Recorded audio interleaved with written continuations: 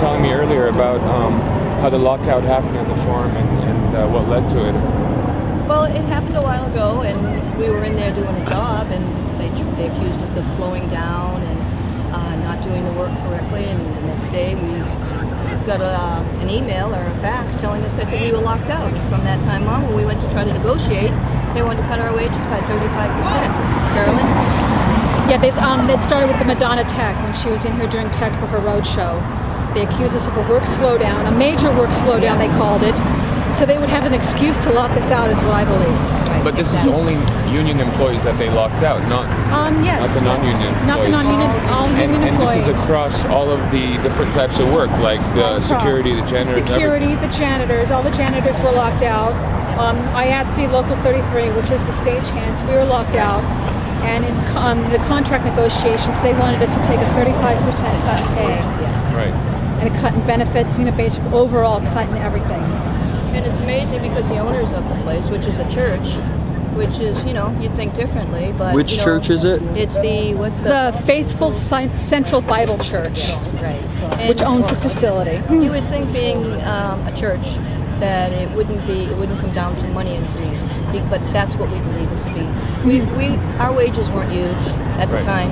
We weren't asking for $50 an hour. We weren't asking for $40 an hour.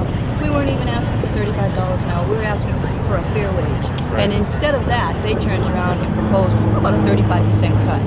Right. Yeah, exactly. Something's wrong with that. And I met a couple of people here that have been working at the farm for 20-something years. Yeah, these exactly. people that have been in this facility for a very long time have lost their jobs. Yeah. No servants. Yeah, no servants, just go away. Yeah. And it's basically, and a lot of the argument is too with this is to keep middle job class, wages in Inglewood. Keep people in Inglewood working at a middle class wage, and that's all it was about. Right. So, are there any are there any talks going on with the union and the management of the farm? They won't even answer our phone calls. We write letters. They don't respond. I mean, it's like we don't exist. It's just like we don't exist. We don't exist any longer.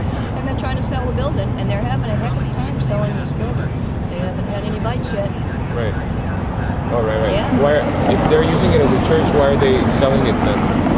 I mean, if they've got use for it, they just want out. I don't know. To be honest with you, I don't know the answer. It could be the mortgage is too high, or because it really is a huge white elephant. But the church, I think, they get 18,000 people here every Sunday. Right. In this church. And there has been talk about selling the property completely and tearing it down.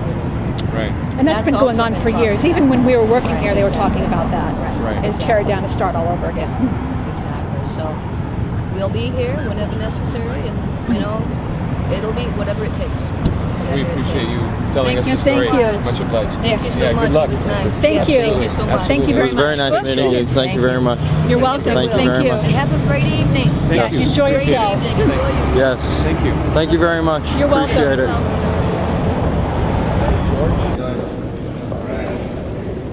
How's it going?